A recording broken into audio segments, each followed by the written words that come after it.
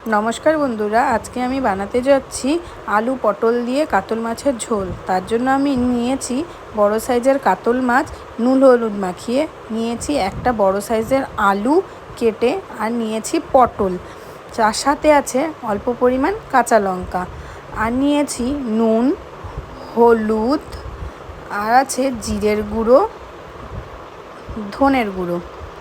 এবার আমি গ্যাসের মধ্যে কড়াইটি বসিয়ে দিয়েছি। কড়াইটির মধ্যে একটু বেশি করেই তেল দিয়ে দিচ্ছি মাছগুলোকে ভাজার জন্য। তেল দিয়ে আমি 10 মিনিট কড়াইটাকে ছেড়ে দিলাম। দেখুন তেলটা কি সুন্দর গরম হয়ে গেছে। এবার আমি এই তেলে ছেড়ে দেব মাছগুলো। তেলটাকে ভালো করে গরম করে আমি মাছগুলো ছাড়লাম, তাহলে মাছগুলো কড়াইয়ে লেগেও যাবে না আর কাঁচা তেলের গন্ধও বেরাবে না। মাছগুলো ছেড়ে দেওয়ার পর আমি 10 মিনিট এইভাবে মাছগুলোকে ছেড়ে দিচ্ছি। দেখুন 10 মিনিট ছাড়ার পর মাছগুলো কি সুন্দর লাল লাল ভাজা হয়ে গেছে একটা পাশ। এবার আমি মাছগুলোকে উল্টে দিয়ে আবার আমি 5-7 মিনিটের জন্য মাছগুলোকে ছেড়ে দেব।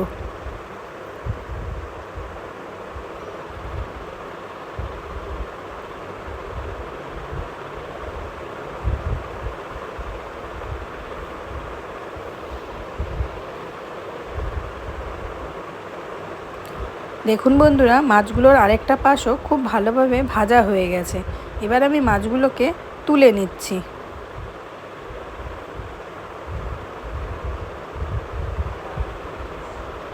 মাছগুলো তুলে নিয়ে সেই কড়াইয়ের মধ্যেই আমি ছেড়ে দিচ্ছি কেটে রাখা আলুগুলো।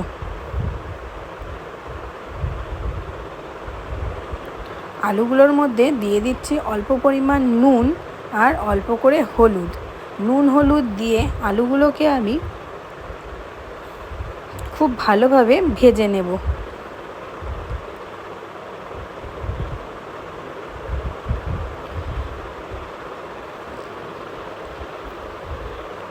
পাঁচ মিনিট আলুগুলোকে নাড়াচাড়া করে ভাজার পর দেখুন আলুগুলো কি সুন্দর লাল লাল হয়ে গেছে। এবার আমি এই আলুগুলোকে তুলে নিচ্ছি।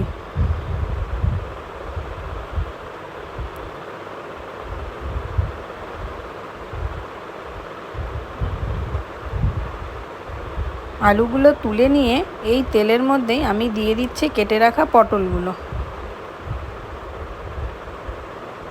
পটলগুলোতেও আমি অল্প পরিমাণ নুন আর হলুদ দিয়ে আবার পটলগুলোকে ভাজতে শুরু করেছি।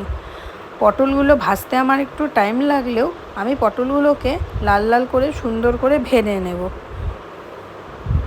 পটলকে ভালোভাবে ভাজলে এর থেকে জলকা ভাবটাও চলে যাবে এবং পটলগুলো খেতেও খুব ভালো লাগবে। দেখুন পটলগুলো খুব সুন্দরভাবে লাল লাল করে ভাজা হয়ে গেছে। এবার আমি ভেজে রাখা পটলগুলোকেও তুলে নেব। দেখুন বন্ধুরা, পটল আলুগুলো কি সুন্দর লাল লাল ভাজা হয়ে গেছে। এবার তেলের মধ্যে দিয়ে দিলাম অল্প পরিমাণ জিরে। সাদা জিরে দেওয়ার পর কিছুক্ষণ রেখেই দিয়ে দিচ্ছি সেই ভেজে রাখা আলু আর পটলগুলো।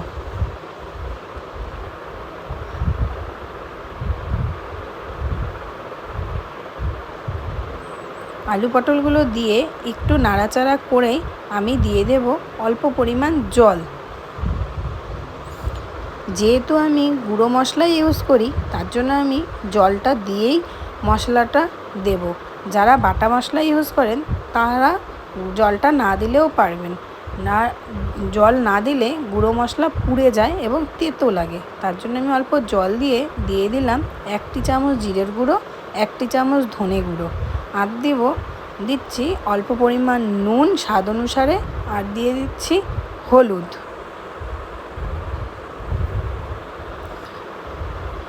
যেহেতু পটল আলু দিয়ে সাদা ঝোল হবে, তাই আমি লঙ্কার গুঁড়ো ইউজ করব না। দিয়ে দিলাম কেটে রাখা কাঁচা লঙ্কাগুলো। এবার আমি খুব ভালো করে এটাকে নাড়াচাড়া করে নিলাম। দেখুন বন্ধুরা, 2-3 মিনিট রাখার পর কি সুন্দর মশলাটা ভাজা ভাজা হয়ে গেছে।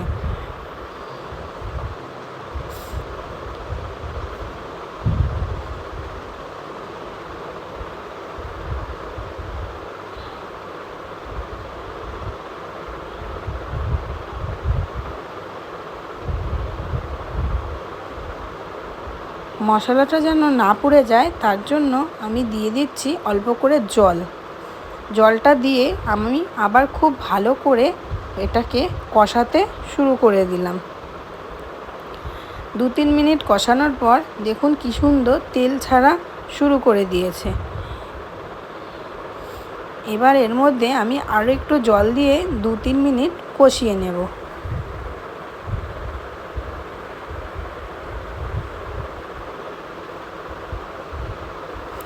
দু 3 মিনিট কষানোর পর দেখুন কি সুন্দর মশলাটা কষে গেছে। এবার আমি দিয়ে দিলাম 1 কাপের মতন জল।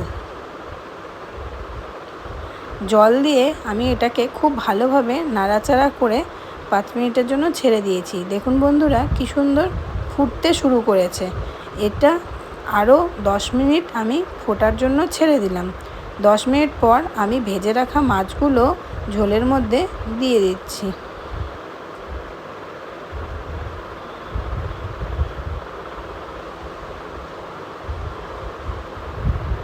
মাছগুলো দেওয়ার পর আমি আরও 10 মিনিট ছেড়ে দেব এইভাবেই।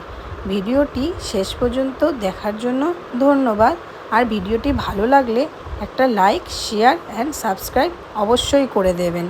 আর বেল বাটনটা টেপে দেবেন যাতে এর পরের ভিডিওর নোটিফিকেশান সবার আগে পৌঁছে যায় আপনার কাছে। দেখুন বন্ধুরা 10 মিনিট পর কি সুন্দর ঝোলটা টেনে গেছে এবং আমার রান্না